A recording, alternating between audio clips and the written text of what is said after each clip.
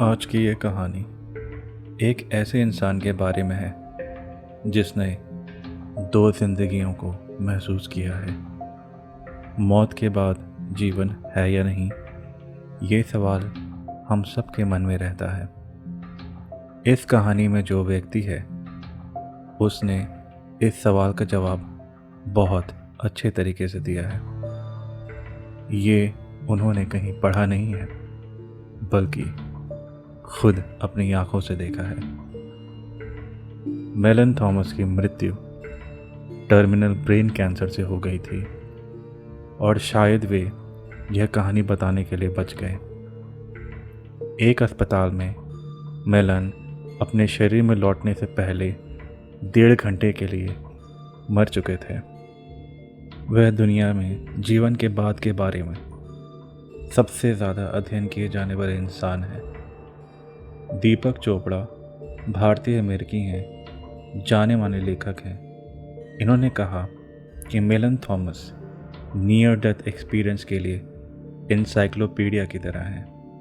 Melon की जो बातचीत उस रोशनी से हुई थी, हम आज जानेंगे मेलन के ही शब्दों से।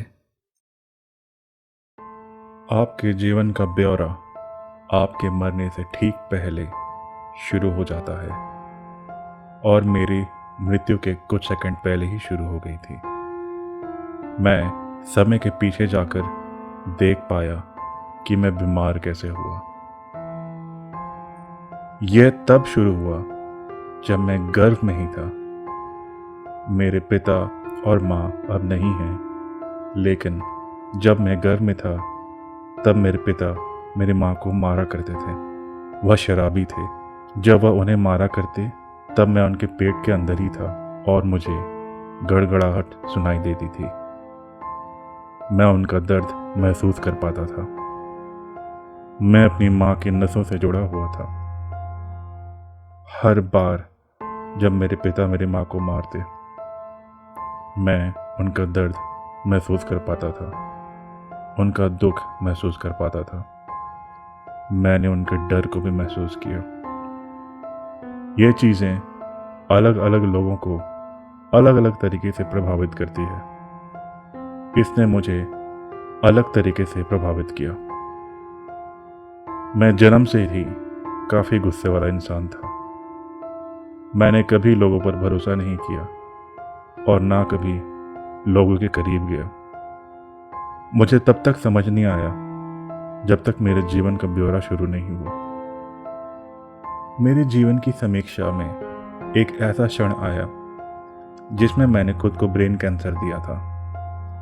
जब मैं स्कूल में था तो मुझे सिखाया गया कि जब एक परमाणु युद्ध होगा तब एक कॉकरोच को छोड़कर हर कोई मर जाएगा। जब मैं 20 साल का था तब मुझे अपने शहर का और एक कैंसर सेल की तस्वीर साथ में दिखाएगी जो एक जैसा ही दिखता था। जैसे ही मैंने उस तस्वीर को देखा, मुझे लगा कि प्रकृति ने गलती की है जो इंसान को बनाया। हम इस दुनिया के लिए कैंसर की तरह हैं। उसी क्षण ये बात मेरे दिमाग में घर बन गई। उसी क्षण से कैंसर कोशिका विकसित होनी शुरू हो गई थी। मैंने इसे उत्पन्न किया, मेरे विचारों ने, मेरे विश्वास ने। जिस दिन मेरी मौत हुई उस दिन मेरी खिड़की से एक रोशनी आ रही थी। मैं थोड़ी देर के लिए उठा और तुरंत सो गया। अगले ही क्षण मैंने अपने शरीर को देखा और मेरे शरीर से रोशनी निकल रही थी। मैंने खुद को जगाने की कोशिश की, लेकिन मैं नहीं उठ पाया। मैंने नर्स के पास जाने की कोशिश की, पर उसने मेरी बात नहीं सुनी। फिर मैं अपने शरीर के पास आया। अचानक मुझे अंधेरे ने घेर लिया। यह दुनिया का सबसे डरावना एहसास था मेरे लिए। मुझे लगा यही नर्क है। मैं गहरी गुफा में गिरता चला गया। उस गुफा में कुछ और आत्माएं भी थी। मैंने अंधेरे में एक पतली रोशनी देखी जो एक तारे की तरह थी। जैसे ही मैंने उस काली गुफा में प्रवेश किया, मेरे जीवन की समीक्षा शुरू हो गई। मैं अपने चारों ओर अपने पूरे जीवन को देख पा रहा था। जब मैं उस ब्लैक होल से बाहर आया तो एक अद्भुत अनुभव महसूस हुआ। मुझे लगा जैसे कोई दिव्य रोशनी मेरे सामने है। तब मुझे एहसास हुआ कि यह मेरा आध्यात्मिक हिस्सा है जो मुझे खुद तक पहुंचा रहा है। यह दिव्य रोशनी मुझे प्रकाश में ले गई। वह प्रकाश एक सुरंग में जा रही थी। रोशनी का एक हिस्सा सुरंग में जा रहा था और दूसरा सुरंग से बाहर आ रहा था। तब मुझे एहसास हुआ कि सुरंग के अंदर जाने वाली रोशनी उन लोगों से घिरी हुई थी जो मर चुके थे, और दूसरी रोशनी से नई आत्माएं बाहर आ रही थी। मुझे वह रोशनी उस तारे की ओर लेके चली गई। मैं नास्तिक था। मैंने उस प्रकाश को भगवान माना। रोशनी से मेरा सवाल था कि इंसानियत इतनी अंधेरी और बर्बाद क्यों है? इंसानों को क्यों बनाया? रोशनी ने मुझे अपने अंदर समा लिया। मैं एक अलग आयाम में पहुंच गया था। मानव आत्माओं का एक मंडल। सभी मानव आत्माएं जो कभी अस्तित्व में रही थीं। आप विश्वास नहीं करेंगे, मैं सभी आत्माओं को देख पा रहा था। सभी आत्माएं जो कभी बनाई गई हैं, उनमें से प्रत्येक और सभी। मुझे उनमें कोई बुराई नहीं दिखी, अंधेरा नहीं। फिर मुझे मेरी आत्मा दिखाई गई। मुझ में भी अंधेरा नहीं था। मुझे लगा कि मैं एक दुष्ट व्यक्ति हूं जिसने इतने सारे जानवरों को मारा है, लेकिन मुझ में भी कोई अंधेरा नहीं था। मुझे अचानक एहसास हुआ कि मेरी आत्मा का फिर से जन्म हो गया है। मुझे लगा कि वहाँ की सभी आत्माओं ने मुझे फिर से एक जीवन दिया है। मैंने अपने जीवन में इतना प्यार कभी महसूस नहीं किया। मैं उस प्यार को हमेशा अपने दिल में रखूंगा। सुरंग से निकलने के बाद आत्मा 8वें चक्र में पहुंचती है और वह चक्र आत्माओं को शुद्ध करता है। इस दुनिया में ऐसा कुछ भी नहीं है जो आपकी आत्मा को कलंकित कर सके, चाहे आप कुछ भी करें। यहाँ तक कि हिटलर की आत्मा भी दागी नहीं थी। अंधेरे में जाने का जितना अधिक विरोध होता है, उजाले तक पहुंचना उतना ही कठिन होता है। मैं उसमें से एक था। मैं तब तक अंधेरे में फंसा रहा जब तक मैंने खुद को माफ नहीं किया। अपने जीवन को माफ करना और अपने जीवन से प्यार करना नहीं सीखा। वास्तव में मैं यह प्रार्थना करते हुए वापस आया कि मैं अपने जीवन से प्यार करता हूँ। नर्स ने मुझे फर्श पर पाया और मैं धीमी आवाज से लगातार कह रहा था, मैं अपनी जिंदगी से प्यार करता हूँ। मैंने जो सीखा और माना कि जिस शरीर में हम रहते हैं वह सबसे सुंदर वाहन है जिसकी हम कभी कल्पना भी नहीं कर सकते। समय और स्थान का अनुभव करने के लिए और ब्रह्मांड का भी अनुभव करने के लिए आपको इस शरीर की आवश्यकता है। एक बार आप आत्मा बन जाते हैं तो इनका अनुभव कभी नहीं होता।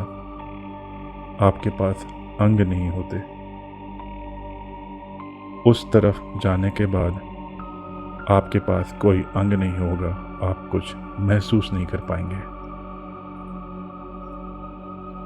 यहाँ ऐसे लोग हैं जो सोचते हैं कि वे दर्द में हैं और उनका जीवन वह नहीं है जो वो चाहते थे। मैं ऐसे लोगों से भी मिला हूँ जो कुछ भी करना चाहते हैं इसको ठीक करने के लिए।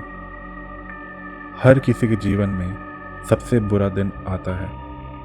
आपके जीवन के सबसे बुरे दिन में भी कई क्षमताएं होती हैं जिससे आप कुछ सीख सकते हैं। लेकिन एक बार जब आप अपने शरीर से बाहर हो जाते हैं तब ये सब मुश्किलें और दुख कुछ मायने नहीं रखती। कुछ लोगों को प्रकाश में जाने में लंबा समय लगता है, कुछ लोग तुरंत प्रकाश में समा जाते हैं। जब मैं अपने शरीर से बाहर निकला तो मैंने देखा कि प्रकाश मेरे शरीर से निकल रहा है। बहुत से लोग कहते हैं कि जब कोई मरता है तो प्रकाश शरीर छोड़ देता है। यह अब वैज्ञानिक रूप से सिद्ध हो चुका है।